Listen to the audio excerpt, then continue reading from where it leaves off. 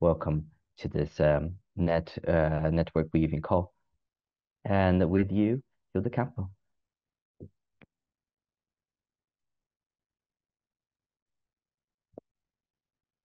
Hello. Hilda? Oh. As people are coming in, what would be really helpful is Joriam's going to pop a Zoom poll into the chat box. And what's in front of you there is a little graphic that we made up. What best reflects where you're at this moment in time? Now, the idea behind that was, how often do we find ourselves going to meetings, either because we feel we need to be there, we've been told to be there, but when we arrive, we're kind of sitting thinking, well, why am I here? Now, sometimes it's clear we've got a stewardship role. So today, so I apologise, I'm a disembodied voice, but the weather now in Perthshire is a bit dodgy. So it's me on my camera. So sometimes we'll get a stewardship role, which means I'm responsible. But sometimes it's like, well, I'll give you a hand if you ask, or I'm curious, or I'm really here to find out what I can learn that I can take back and use in my own workplace. Or I'm not really sure. I'll come along and see. Now, we can have all of those roles and we can move in and out of the circles. But what I was going to invite Jordan to do now is just to pop the Zoom poll in and just to have a little reflect about what role you're in at the moment. So, are you responsible for a network, helping others develop their network? Want to learn a little bit more about an effective network weaver and what that is? Sharing what you've learned today with others, or curious to find out more?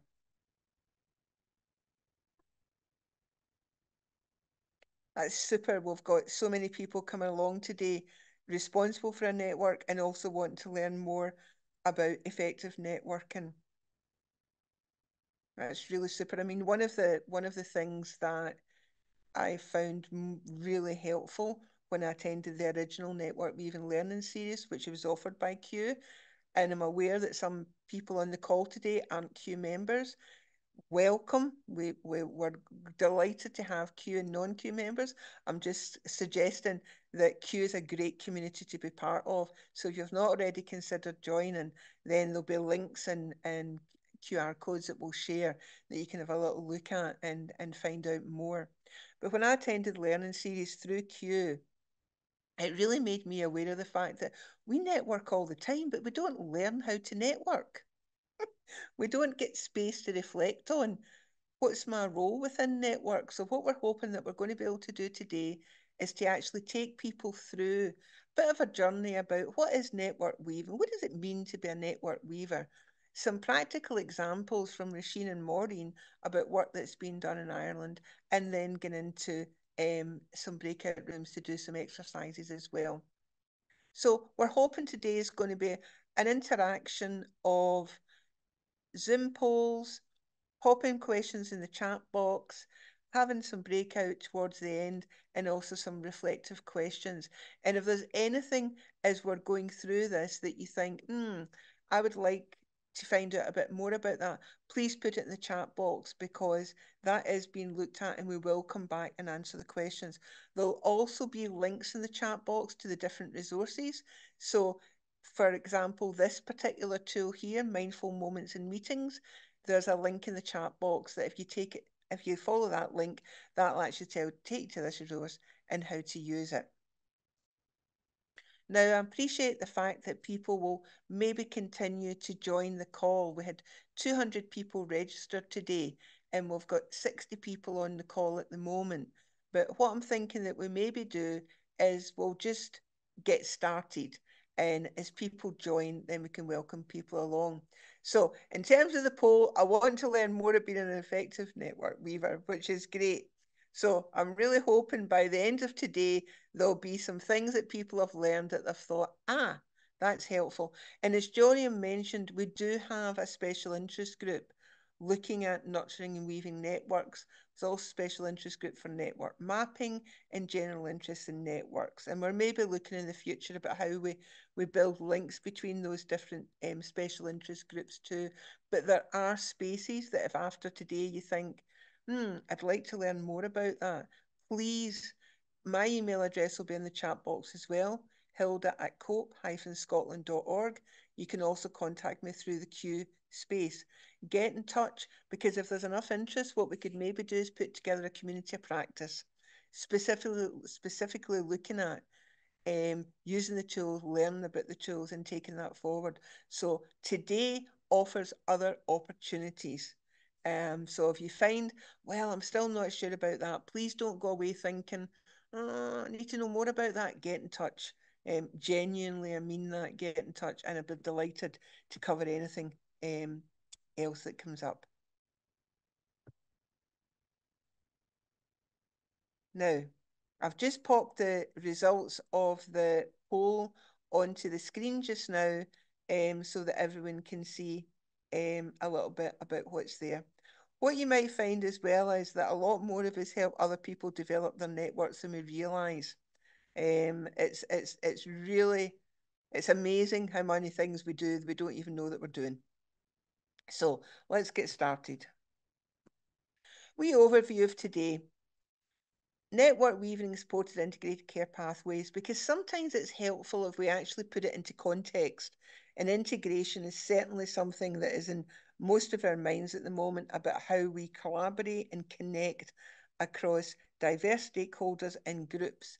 And network weaving is one of those ways of working that can help support that. So network weaving requires network weavers, and we'll have a wee bit about what that is. The importance of psychological safe spaces, and understanding that we don't need to do it all overnight. That's one of the challenges sometimes, is when we're already busy, our mind's already full of so many things. It's like, I can't take all this in. You don't need to take it all in at once. Take in the small part that's relevant for you. And there's a wee exercise we'll do later to give just an example of what that can look like. One of the successes as well about a network weaving approach is that it enables everyone to feel a sense of responsibility. So it's about pulling together towards a common cause, rather than feeling it's another edict from on high that has to be achieved yesterday. Network weaving is more about collegiate, collaborative, cooperative working towards the same goal, but just taking a different approach to get there. Recognizing the huge intelligence that we have in our networks, that sometimes we'll just, and that's the thing, if you think about the Q community, the skills, wisdom, knowledge that's in that space is phenomenal. So network weaving is also about not having to have all the answers, but it's about weaving in other people who can help fill the gaps that perhaps we can't fill ourselves, because none of us can fill it all. And it's also a new form of leadership. So it's not about being the boss, it's about being the weaver. And the thing about network weaving is you take a step back from it and it's look what we did, as opposed to look what I did. And that is a culture shift, especially in an environment where we're going for promotion, for recognition for the work that we're doing, where sometimes we're appreciated for what we did as an individual. So the culture shift is, how can we now start to look more at what we did collectively? And the tools that I'm going to share later on were a collective action created with members of the Q community, because together we achieve more. So I had mentioned, if anyone's in the call who's not a member of Q, I'll leave this on the screen just for a little sec for people to tap the QR code. And I really would highly recommend considering joining Q. It's a really safe space. There's some amazing people there. And if I had time to give some examples of the things that I've learned and been able to achieve since I joined Q, it would take up the rest of the session. But seriously, recommend. Visit the website and find out more. So June Hawley really, I think, can be credited with the whole concept of network weaving. And June created the original Network Weaver's Handbook, which the learning series in Q was based on. And what June says is, a network weaver is someone who's aware of the networks around them and explicitly works to make them healthier. They do this by connecting people strategically where there's potential for mutual benefit, helping people identify their passions, and serving as a catalyst for self-organising groups. Now, you just imagine if integrated care worked like that. If everybody could see each other's strategy as well as recognizing where their own strategy fits in and harness that collective energy to work towards the common overall goal, which is improved health and care for the people of UK and Ireland. But sometimes we get network weaving a bit mixed up with other things. So sometimes it's a meeting that we call network weaving, and it's not. A meeting is an assembly of people with a particular purpose, especially for formal discussion. A forum, again, sometimes we say that's a network. No, it's a forum. That's a meeting or medium where ideas and views in a particular issue can be exchanged. Okay, a network. So that's a group of systems of interconnected people or things intentionally building effective relationships towards a shared goal or to build a movement. Network weaving. Now, all of those things can take part within network weaving. We may go to meetings, forums, networks, but the network weaving element is carried out by people who take responsibility for helping the networks around them become more effective, including helping network members to become network weavers. So it's this shared sense of common responsibility working towards a common goal. We have different skills and experience and ideas how to get that, but what we share in common is a healthier, fairer, more inclusive society. And we take responsibility for helping work towards that, but not alone, because that goes back to what's my role. Sometimes we find ourselves in a stewardship role and we can feel quite lonely there. Network weaving, we recognise we're not alone, there's others there with us. This is a slide that was put together following a QI alumni event held in Scotland last year, looking at the values of network weaving as a way to drive transformational change. And when we're thinking about the integration agenda, we are looking at transformational change. When we're looking at some of the challenges facing health and social care at the moment, around waiting lists, around resources, around the various conversations that are being held about where are the NHS going, we can sense transfer. And let's face it, how many of us have went through so many transformational changes that it just feels like, here's another one. And if the first one worked, we wouldn't need to be doing it quite so soon again. So network weaving is also about taking that space to really think about, why are we doing this? How are we going to do this? What is it that's going to make this possible? I was reading a really interesting article recently about deep work and shallow work. And shallow work is like organising a meeting, maybe attending, getting along to a meeting. Deep work is thinking, really taking time to think and reflect and think things through. And most of us don't get that time in work. So we end up doing it before we go to sleep, or in the shower, or on the way to work, or when we should be spending quality time with our family. One of the advantages of being a member of Q is it offers space for that deep work, to think, how can we actually take this and apply it to make a difference in our context? So we've spoken about a network weaver. These are the characteristics of a network weaver. They're optimistic. Now, that doesn't mean to say they don't see the challenges, but it's important that people focus their energy on, what can we do to overcome them? I was doing some work with student nurses, and it was a real shame, because I was asking them, so what is it that you're going to do when you graduate? And it was like, oh, I'm not going into the wards. No, everyone just wants to retire. And I was like, what do you mean? And they were sharing stories with me about being on placement, where some of the staff had almost like demob posters on the wall. You know, I have got 2 years, 5 months, 4 weeks, 3 days till I retire. And they were on a countdown. Now, that's not inspiring to new people coming in. Certainly not inspiring to the person who feels it's like, I'm counting down the days when I don't do this anymore. And we all have a responsibility to try and be more positive. Now, that doesn't mean to say that we pretend everything's fine when it's not. But locking into the problems drains our energy. Using that energy wisely to find solutions and to find moments of joy can help sustain us. And that's another special interest group we have in Q, is the Joy in Work special interest group, which is believe it or not, has got tools and ideas how we can bring more joy into work that can make us more positive and more optimistic. I'm not going to read out all these individually because when I've been talking, I imagine people have been looking at them. But the characteristics are about being curious, looking for opportunities, recognizing that sometimes we don't have all the answers, so we can be uncomfortable with uncertainty, that we don't give up, because it's not easy. Transformational change is not easy, and the status quo does drag us back into what we were doing that's comfortable because we know what the risks are, we can manage those risks. But quality improvement is all about doing things differently, find new ways, find ways to improve things.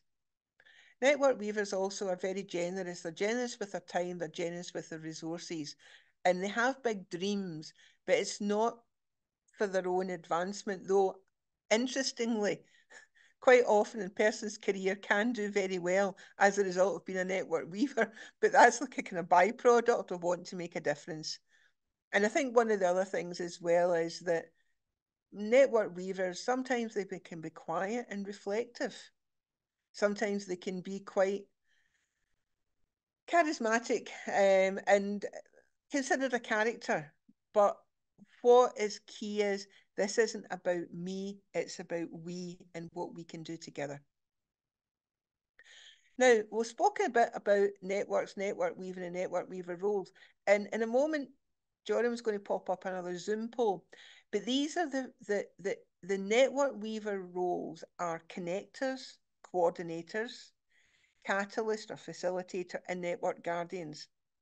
So connect, and what I want you to do is, as I'm going through these, just have a think about, you may fulfill more one of those roles, but which one is the one that you identify with most? So the connector maps networks, analyze maps, closing triangles. That means bringing people together that maybe didn't know each other, but they share something in common, and building trust. The coordinator is person that forms action groups, sets up the coordination systems. Where are we going to meet? When are we going to meet? How are we going to communicate with each other?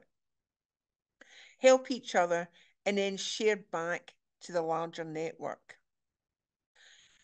A network catalyst or facilitator is the person that can convince people to organize an intentional network.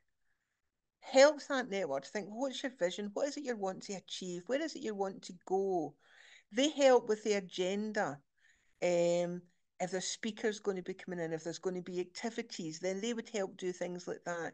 And they're comfortable with in-person and online spaces. So if you think of Matthew and Joriam and Maria within the Q team, they've got many, many different roles that they fulfill, but they're catalysts within the Q space to help. It's like, oh, who should we be speaking to about that? Then you would go and ask Joriam or Matthew or Maria, and then they would help link that. And then you've got the network guardian.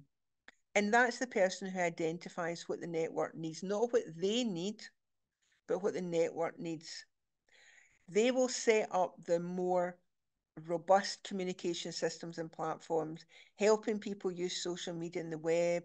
Maybe if there's a bit of funding needed, they'll go and look for the funds to help take forward ideas. They'll be leading on the evaluation and reflection, maybe training that's needed for network weavers. So the network guardian is looking after the health of the network. As you can see, all of those roles, we may have more than one of those roles, but all of those roles support each other. And it's really important within a network that we have each of those roles, because if you've only got a network catalyst and you don't have a connector, coordinator, and guardian, a lot of that is falling on the one person. And one of the things about network weaving and building their networks is becoming aware of the roles that people have in their networks in a non-judgmental way. So it's not, oh, now you need to start doing that because that'll make people run for the hills. It's respecting the fact that the person does that, but if there's something missing, then it's looking at how can we bring that into your network. So I'm going to invite Joram to put the Zoom poll in the chat and just take a moment to have a think about which role do you identify with most? Just a tiny clarification. I made a small mistake with the numbering. Sorry, we're running poll 3 and then later poll 2, but the questions are right. Sorry about that, folks. No problem at all.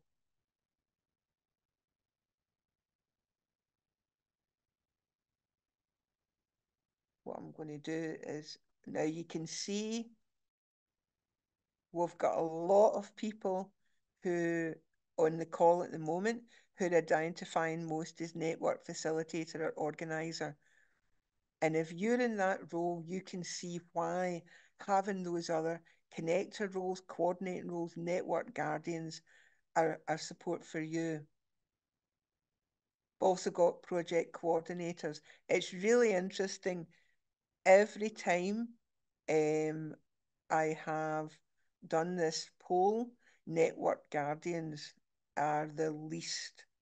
And yet it's amazing how many of you are network guardians and probably don't even realize it, because there's other priorities in your head that you're putting your energy into.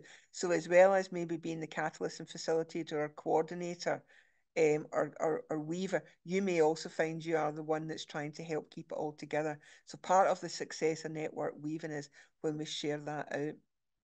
So thanks again very much, folks, for taking the time to do that.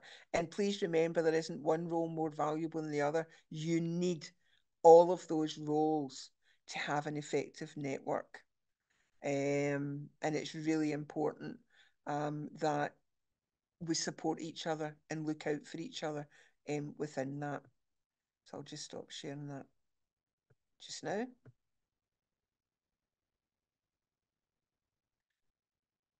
These are jigsaw lids, and we'll put in the chat box how to use jigsaw lids. And this is a really one simple way to break down the complexity of network weaving into smaller but consistent habits. So if you imagine we're all sitting around a table and we're thinking about our networks and what makes our networks effective, we may have an idea in our mind about what that looks like, and we may assume that everybody else thinks the same. Then once we start talking to each other, we find, oh, actually, no, I think the pieces that are needed is this. And what can happen is more energy goes into discussing the pieces we don't agree on, and we don't recognise the pieces that we do. The jigsaw lid concept was one I came up with members of the community and GPs way back in 2017 around primary care transformation. And the idea back then was about GPs, voices of lived experience, wider community, statutory mental health services, third sector services, coming together to look at what the pieces were that would support good mental health in a specific community. And that worked so well that since then we've developed lids for climate action, suicide prevention. We thought we would do one for the Q community. So what we have here are two lids. One was created in Scotland, the other one was created in the wider Q community. And this tool is on the website. You can download and use freely. And it just looks at, so what are the pieces which support effective networks? So safe space for change to happen, practical issues, sharing good news stories. I'm not going to go through them all. Working through difference of opinion. And then if we look at the other, we can see creating networks that support system change, finding a shared value, dealing with power differentials. So what the jigsaw lid does is gives you a chance to take a step back and ask your network members, what do you think are the pieces that make a healthy network? And you can do that as you can use liberating structure 1, 2, 4 all. I did that exercise recently around pain management and it went down really well. So what you could do is just invite people as an individual to think, what do you think are the pieces this network needs? Share that in a group of 2, share it in a group of 4, and then come back into the main network and look at 12 pieces. That it doesn't need to be as many as 12, but try not make it more than 12 because your lid helps inform an action plan. Less than 12, you're not maybe honouring all the opinions in the room. More than 12, it can become unmanageable in actually taking ideas forward. Doesn't mean you lose the ideas that you don't agree on. You just put them aside for another day because we can't do it all at once. So that's a simple way to get started. What is it our network is needs? Um, and create a safe, fun space to do that so that people don't feel challenged, don't feel attacked. Everybody is busy. Everyone's doing the best that they can. So if we start from that premise that everybody cares, everybody's busy, everyone's doing the best they can, then that then helps us as we move forward to be more understanding and compassionate towards each other. Because sometimes with the best intentions of the world, people take something on, but then just can't follow through on it because something's came up. So recognizing that within your network and how you support each other in that is also really good for building relationships. And the importance of relationships for connections and networks cannot be emphasized strongly enough. So if we imagine we've got a woodworker who has got no tools. So there are no tools, there's no wood turning lathe, there's no chisels, there's no wood. How would that wood turner create something? They're highly skilled, they're really good at what they do, but they don't have any tools. And the same happens with network weaving. We need tools. I mentioned earlier on about co-creating suite of resources with Q members. And this is the suite of resources that are here, and the link to access them are on the website, free to download. What we started with was a curiosity poster. And that was really just, what is this network weaving? And it's just a space to get started, to look at where you can find out a little bit more. We then created a tools guide. After a lot of listening, co-design and production sessions, there were some key themes that emerged that people, goes back to the jigsaw lids, some key things that emerged that people felt this is important for me, for my networks. Could be time, could be dealing with hierarchies, could be making the network more inclusive. And the tools in the network weaving tools guide are all broken into sections. And if you are looking for, say, taking ideas to action, then you would go to that section in the tools guide, and it gives you some prompts about where you can get more information to do that. We also created a reflective practice workbook. And the idea behind that was about, for our own personal development, professional development, as network weavers.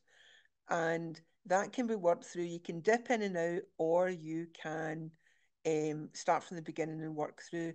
But it offers lots and lots of examples about ideas for your professional, personal development, which can also be shared with your networks.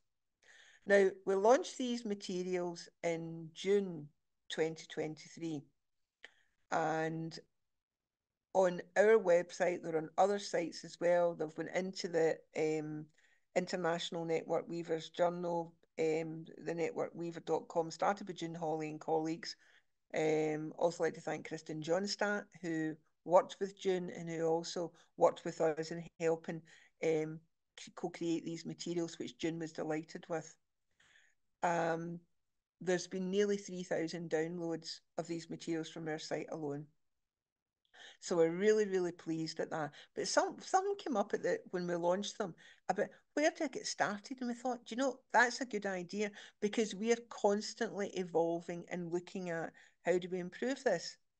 So what we thought was, well, there's the curiosity and there's all these materials, but maybe we need to take a step back from that and actually look at, so where do I get started in my journey as a network weaver?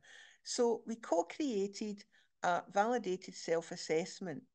There's 14 points on this that reflect the 14 elements that people had shared mattered most for them around their networks and their development as a network weaver. And I'm going to invite Joriam to open up the Zoom poll again. And this time, we're just taking a selection of questions from the assessment, but have a little reflect on, so the first one is, there's a high level of trust in my network. So where you maybe, I don't really think that's the case at all, you would score closer to 0.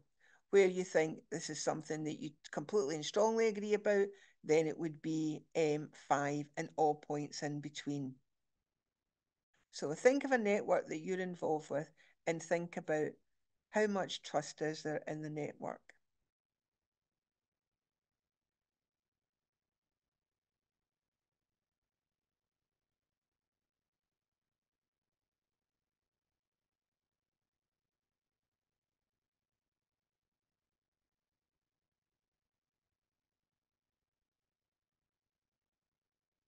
Now, I'm not sure if this is screen sharing, but just to show that it's really positive that we've got a high percentage of people who are scoring 4 or 5, but we've also got some people that are scoring 1 till 3. And that's okay, because depending on what network we're involved with, depending on the relationships that's been built up in those networks, sometimes the trust isn't as we would like it to be. And one of the network weaving tools is to look at how do we build more trust in our networks. It's also in the reflective workbook. So thanks for that. The next poll we're going to invite you to do is, if Joram, if you could move, hold on, I'll all the just slide it questions down. are already there, Hilda. People just need to Right, slide down. okay. Are you all able to see this assessment as I'm moving it? Can you see it? They can only see the assessment when we finish the poll and Ah, right, share the okay then. results. Okay, so I'll end the poll and share results. See, this is an example of teamwork, you see? So, high level of trust, you can see people's scores there. And thanks so much for doing this, folks. Find it easy to invest time in networks. Again, that's something that quite often we can struggle with when we've got so many other demands. People feeling energetic and motivated. Again, that's really good that there are some networks where people are feeling really energetic and motivated, but it's also recognizing that's not always the case. And within the tools and resources booklet, there are ideas for energizing your network. We've another in-person event on the 7th of March in Glasgow, which all Q members are welcome to. And one of the things we're going to be covering there is looking at energies within ourselves, because we need to look after our own self-care, and energies in our networks. So thanks very much for that.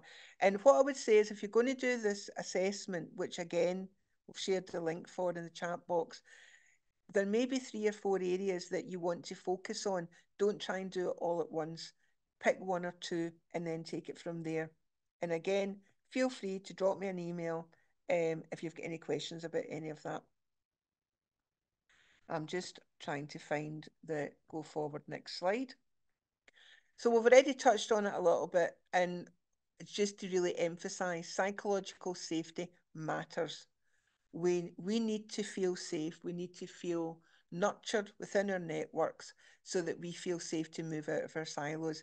And depending where you are in your career, how much responsibility you have, how much agency you have over your own diary, that can vary. So it's about how we also nurture people who are maybe earlier in their career, who maybe don't have the confidence to share their ideas. And that's part of network weaving too, is helping people to develop and grow so that they too can become leaders in what happens next. So, network weaving, it offers a shift in how we relate to each other, from hierarchy to peers. And yes, in our day job, some of us have more responsibility than others. But when we're working collectively, if we all feel we're pulling together and we're all responsible, it's amazing what change can happen. Celebrating difference, because we all hear about debating in an echo chamber. You don't change things when you only speak to people who see the world the same way as you. Network weaving offers a safe space to feel comfortable having our assumptions challenged, because it's not personal. It's not personal.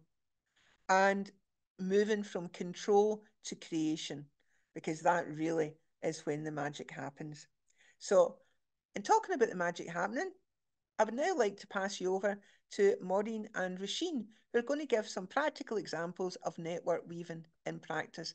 And please pop any questions in the chat and we'll come to them later. Thanks for listening. Hello, everybody. It's lovely to be here with you today. And I'm Maureen, connecting from Dublin.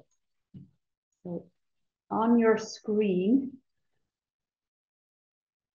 you will see, thanks Hilda for moving the slides. It's more teamwork. My own story. I'm going to share with you my personal stories and experiences from network weaving. But just to let you know, I did the Q Network Weaving Masterclass series in 2020-2021. And at that, I was introduced to the Network Weaving Handbook. And Hilda showed you June Holly at the beginning of our presentation. And on the bottom of the slide there's a link to the handbook. But I really remember the aha moment. Something I was doing intuitively had a name. It was called Closing Triangles and Real Benefits for Network Weaving.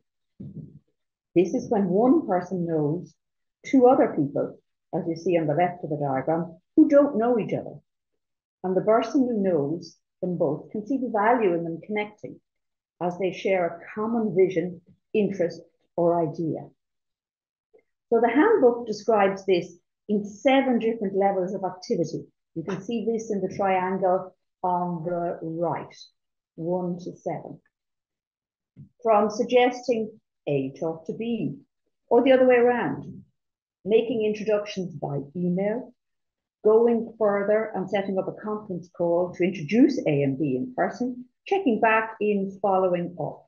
So all of this builds trust that Hilda's talked to us extensively about, engages talent, and also takes time. So I'd like to share 2 little wee stories of how this works from my experience. Each of them is work in progress. So this is a very recent story. I was invited to chair a session at the 10th annual Lean Healthcare Symposium here in Dublin in Croke Park, our national stadium. We were all excited going there. During the session that I was chairing, 4 presenters shared their research on researching lean healthcare improvement. At this, I met Elaine Mead, with the glasses in the middle of the picture on your screen. Elaine is Executive Director at Improving Care and Compassion from the Highlands in Scotland. Elaine is also, in her spare time, a PhD student at UCD Dublin. And her passion is investigating how environmental protection can be included in lean improvement work in healthcare. When I heard her speak, I immediately thought of my former colleague here on the right, Roisin Breen. Roisin is leading the development and implementation of the HS Climate Action Strategy. So, following a round of emails, we arranged a video call and we got together here, as you see on the screen, on the 8th of December last year.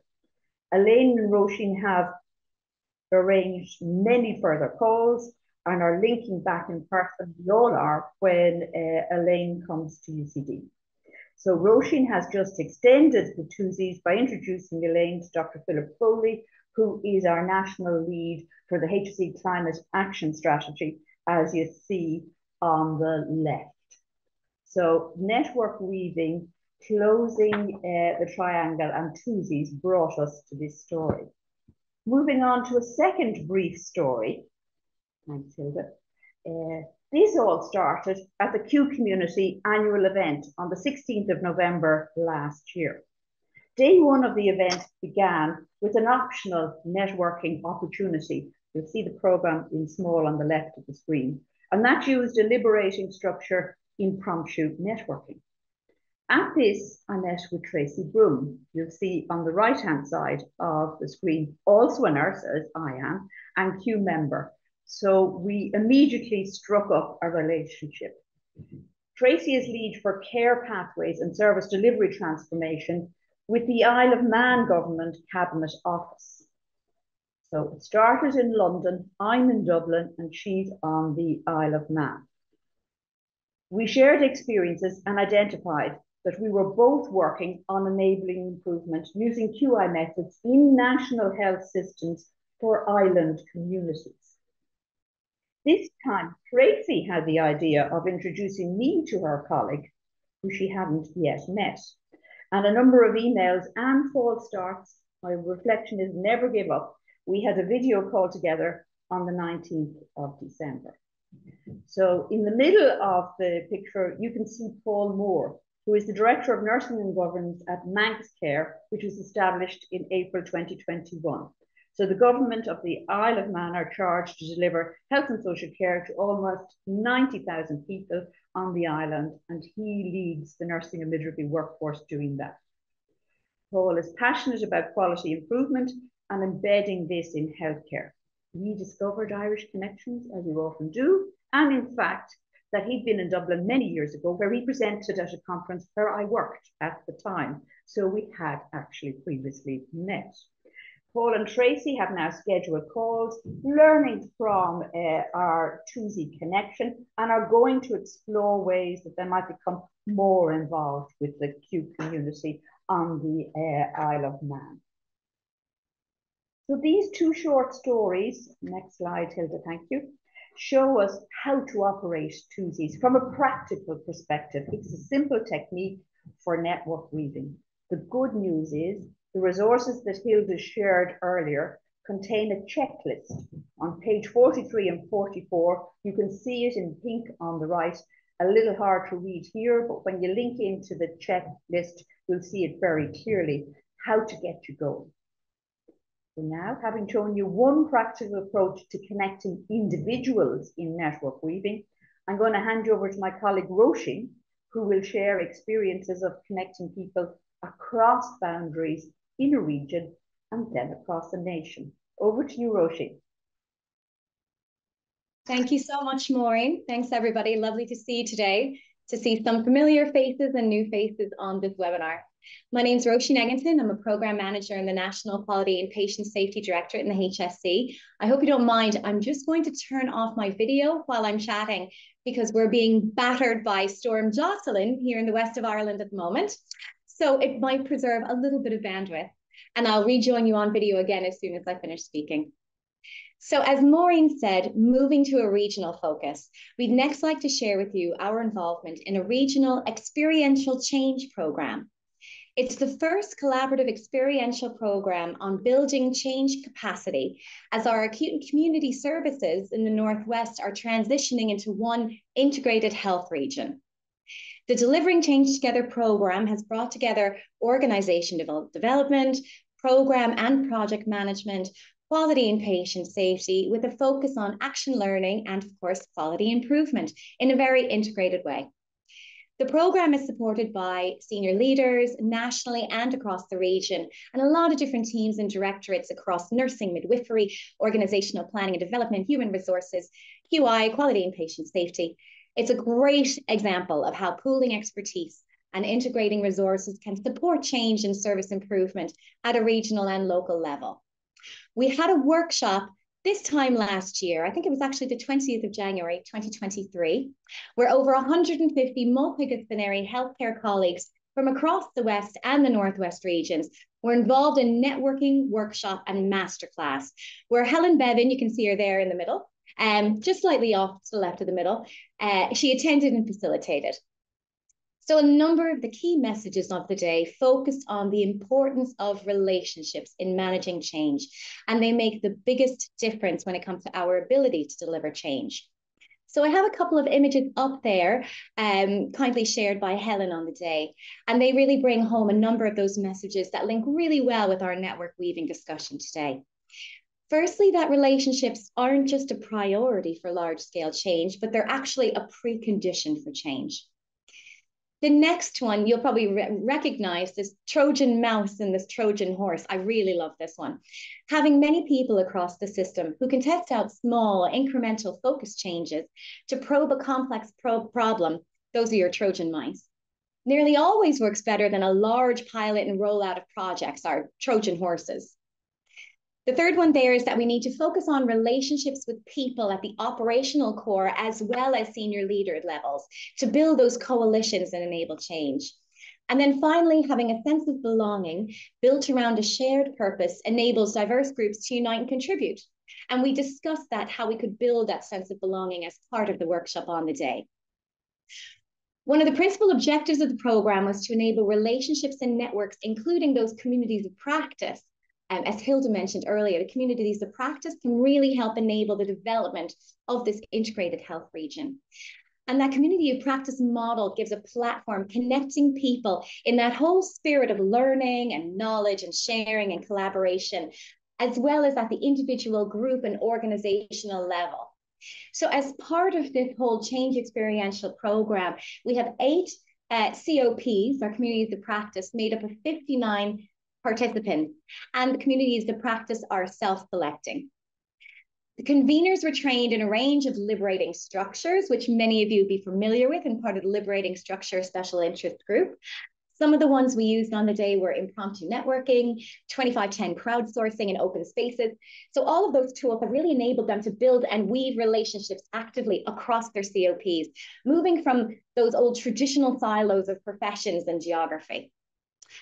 Hilda, we'll move on to the next slide, please. Please, thank you.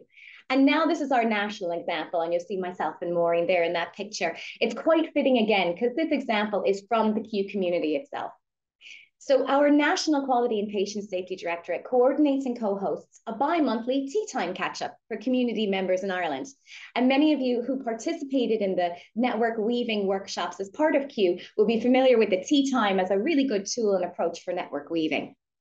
So the idea of a tea time catch-up came about because of a suggestion by one of the Q members from Ireland at an online event back in the middle of 2021, when we celebrated a year of Q in Ireland. We followed up on the suggestion from a Q member for a facilitated get-together, and we asked the members to co-design it with us. So at the tea time session, participants are always encouraged to connect, to offer and ask for and receive support. And we actually have an infographic that's developed on the back of them. You can see an image of it there on the left side of the screen, developed by one of our team members and shared with all of the Q community members in Ireland, even those who couldn't attend. So people even that can't be there can still benefit from the information and the connection. The tea time session is a really great example of actively network weaving at a national level. The tea time session creates that improved connectivity through an iterative process of knowing and network and knitting the network. So as people join the sessions, they're more likely to return. We see people, once they come once, they tend to come back again and again because they can see the benefit of participating and connecting. So as we know, the networks are all about relationships, and those relationships take time to build. But we really are delighted to have these tea time sessions bi-monthly to build that Q community in Ireland.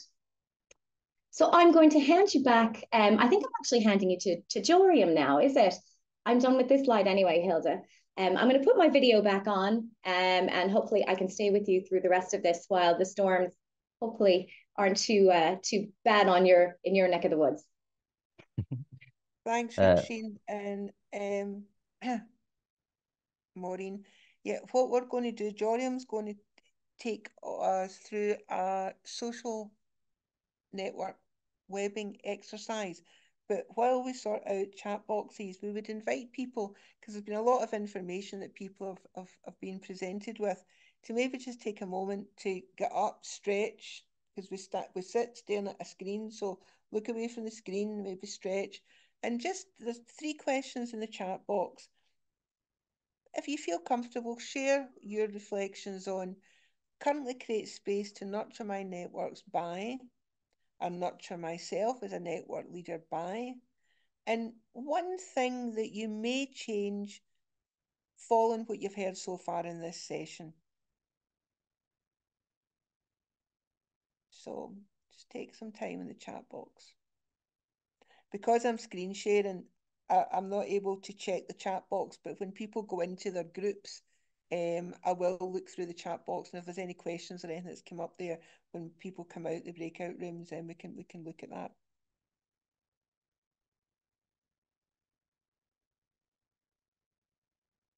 And now I'll just pass that in. Jorim, I'll keep working the slides as well. So I'll just move on to the... Great. Actually, Hilda, I'm gonna ask you to stop sharing your slides right now because I need to share my screen real quick here, just to give a couple of instructions. But even before that, folks been talking about network weaving for over an hour now. And one thing is very important to understand, to really nail here, is that there are no such things as only participants or only observers when it comes to network weaving. Every network weaving is a participant. And this is what we're going to try to practice here. And of course, this is a container that only exists for a limited amount of time. It's not like going to a network voluntarily or a place that you work. Those connections have a different temporal aspect to it. But even in a call like this, we can try to give you a bit of like the substance of how it feels like to be a network weaver. So we're going to do a little exercise here that is about mapping connections, and immediately we're going to try to make use of this mapping. Okay. For that, we're going to use a Jamboard that I'm immediately going to give access. So I'm pasting the link here in the chat. Everybody should open this link. But even before you go over there and explore on your own, I'm going to give you some basic instructions. I'm going to show you how it works here on Zoom, and then we're all going to move over there, okay? So let me share my screen real quick. And this here is the Jamboard. Can everybody see this okay? Can I see a thumbs up? Okay, great. And each of you is going to be sent to a room that looks more or less like this. This here is the template. So let me show you how you're gonna interact with this. If only I can move the little Zoom faces from outside my path. Get away. There you go. Why don't you let me move this? Oh, there you go. Okay, all you need to operate this Jamboard is to know how to do two simple things and pay attention to a third very simple thing. First, in this menu here, there's a bunch of buttons, but you only need to care about two. One of them is the fourth button here, is the button that creates a sticky note. So you can write whatever you need here, and here at the top, you choose the color of your sticky note. So you'll see that if I get out of this menu, I'll have a brand new sticky note. You're going to need that for the exercise. And the other thing that you need is to draw those lines. And you do that with the very first button here.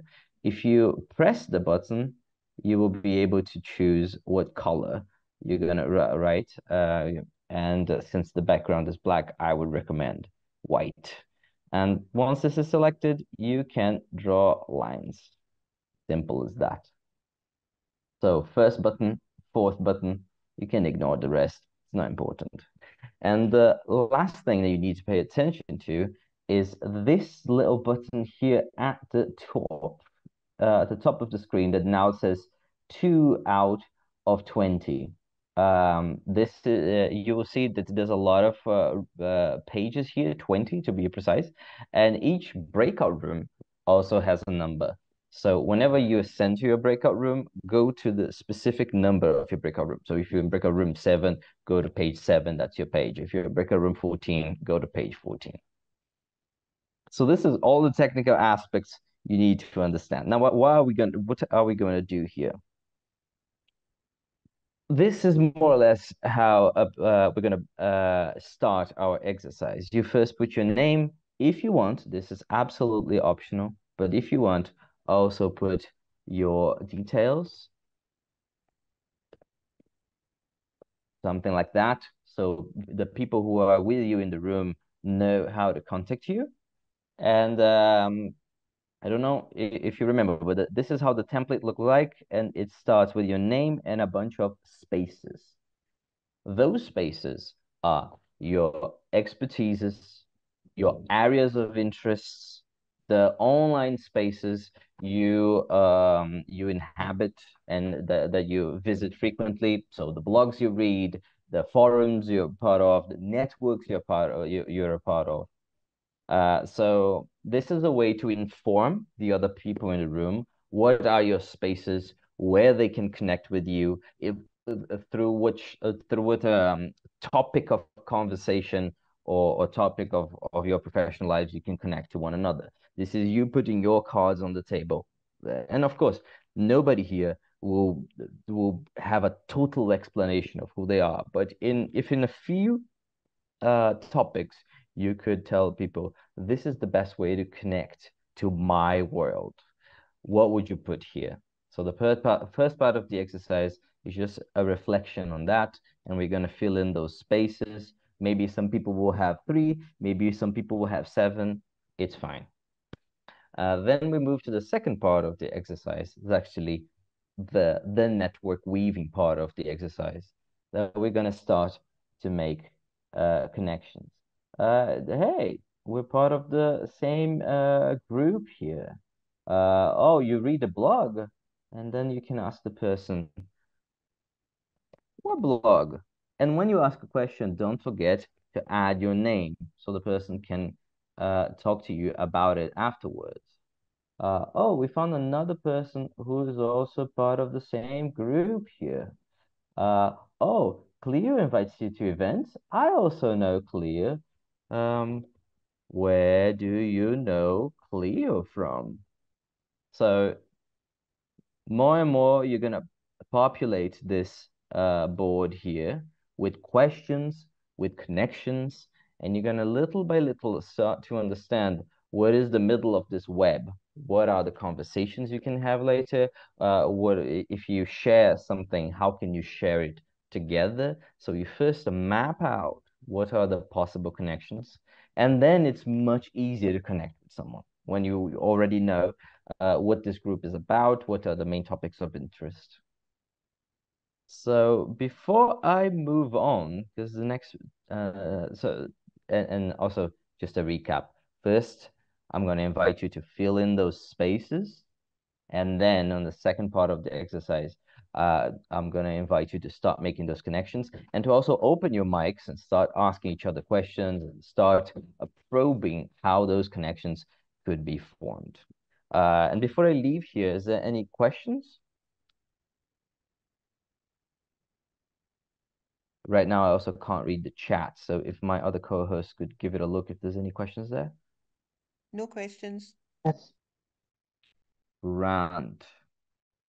So, the first 2 minutes or so of this. Ooh, wait. Some people moved around. I'm gonna have to do some breakout room magic before we get started. Just a second. Just a second. Breakout room magic.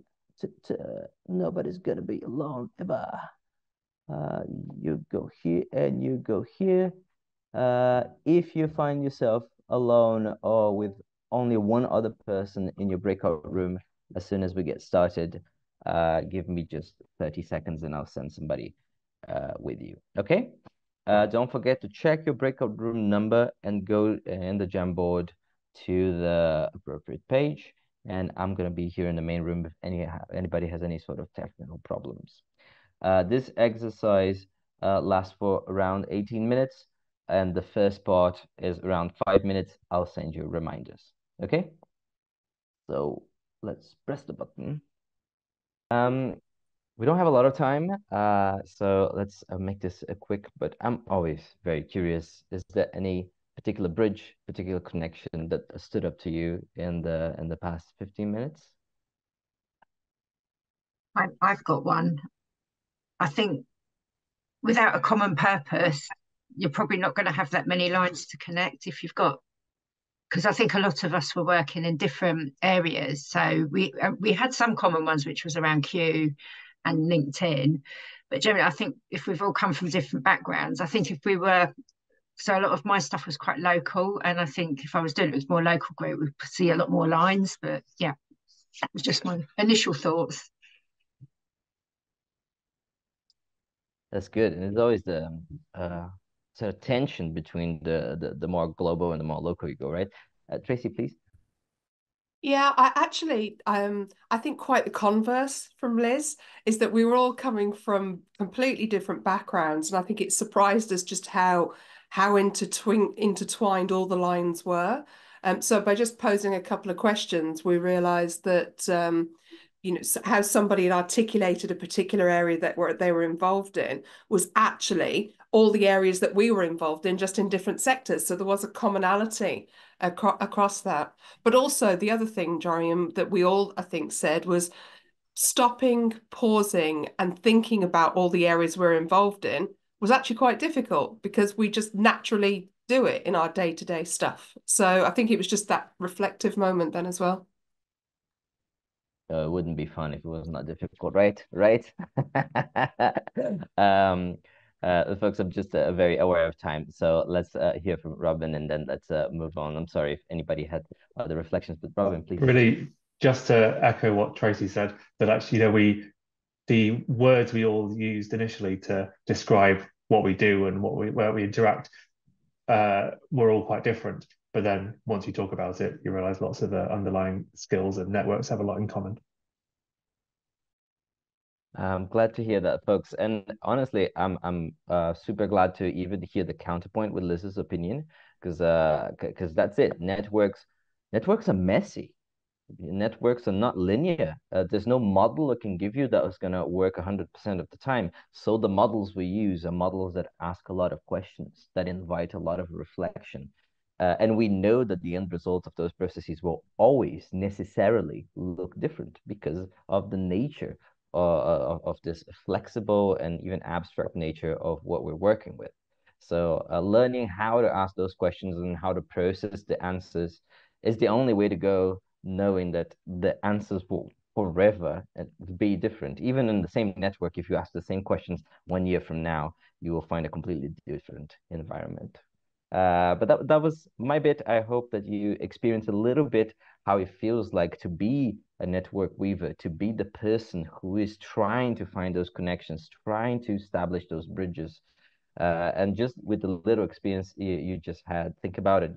Could you organize an event that would involve more people with the bridges you saw? Did you understand a common denominator in the themes or the spaces that you occupy that you could tap into, that you could research more to foster more connection in that group and a wider group as well?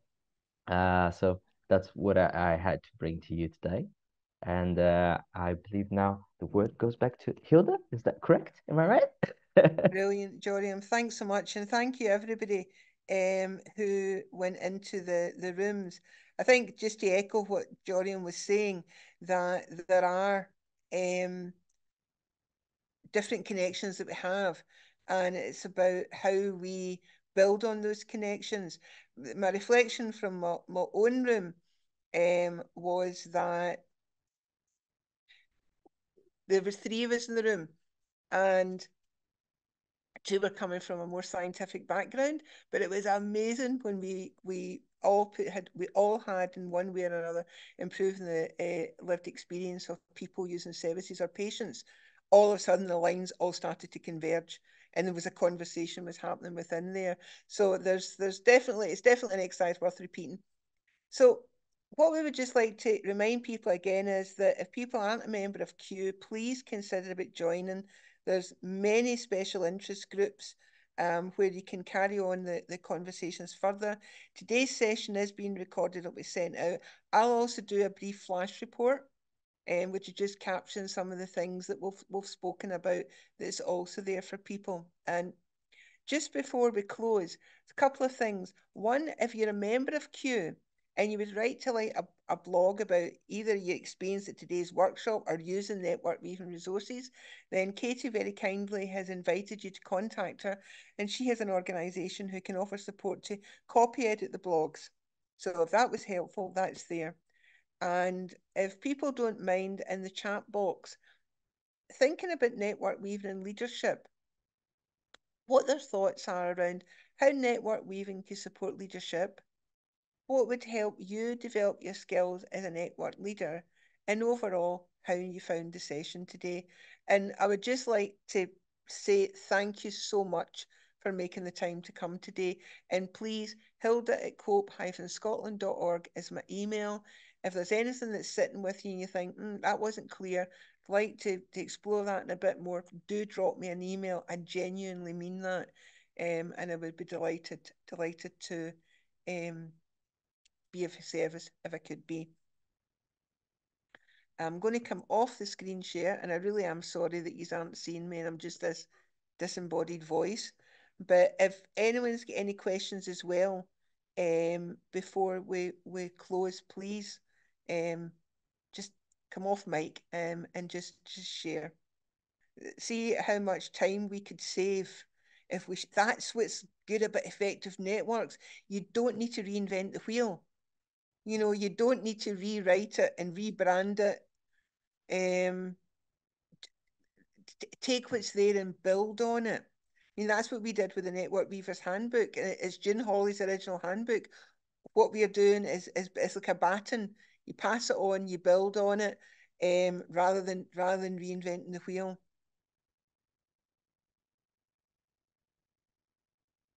And thanks very much for everyone that's coming today. And if people have got a 2 o'clock meeting, then please get up, stretch, go to the toilets. One of the things we neglect is listening to our body. Rehydrate, make sure you've had some lunch. And there's a network weaving peer assist session coming up,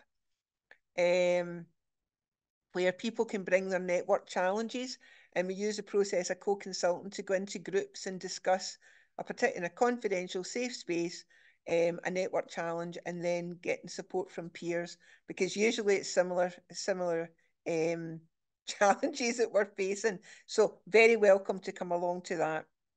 And that's in March. Oh, well done. Thank you. Thanks, Matthew. Hilda, that might actually answer my question. I have got one question, which is looking at the network weaving, can see all the benefits of everything you told us about today. But if you're an organization that exists to build a network, so you're that bridge builder, that's one of your core offers, how do you measure your success in building those networks and the outcome of those networks? So I know that's a big question, so probably not for now, but most definitely it's a question that I think would help understanding how do you measure the success of your network? If you look at the tools and resources book in the link, there's a section on evaluating your networks. Excellent. That's exactly what I'll do. That's there. But please, Hilda@cope-scotland.org. Any other questions, just come back and ask. Genuinely, I care about this, and we learn when we share with each other. So we do. Yeah. So if there's anything else, come back. But yeah, there's a section evaluating your networks. We had a session just at the end of last year with Cleo, which might actually be recorded. That might be quite helpful as well, for evaluating networks. So when we put together the little pack at the end of this, we'll include links in that too. That's brilliant. Thank you very much. No problem at all. Well, folks, it is 2 o'clock. So I just want to say one last thank you to Hilda, to Maureen, for hosting this call. It was absolutely brilliant. And thank you so much for Katie, Jar, and Matthew, who helped us organize everything. And don't forget that this is number 3 of 4 calls. So if you're interested, have a look at the Q calendar and you'll find a 4th one. If anybody has the link easy and could put it on the chat, that would be great. And thank you so much for attending.